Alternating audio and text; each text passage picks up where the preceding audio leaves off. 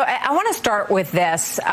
President Trump has said that the indictment of James Comey is justice, not revenge. There is pushback to that, of course, among Democrats, including Senator Tim Kaine, who is calling it a complete political hatchet job.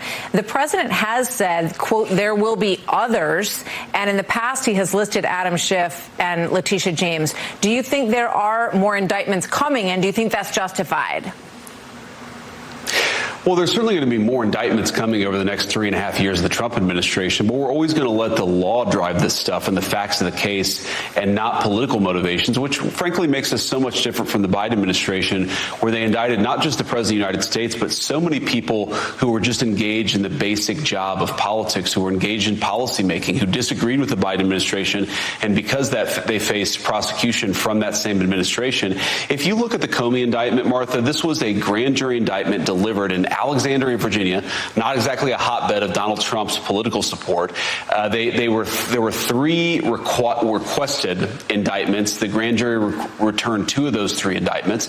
So I think they showed they were judicious. I think that it showed clearly that there were a couple of things that James Comey did wrong. And to the people who are saying that this is all political, I mean, look, if you look at our track record in the Trump administration, there have been people who have been prosecuted, who have been political allies, who agree with our politics.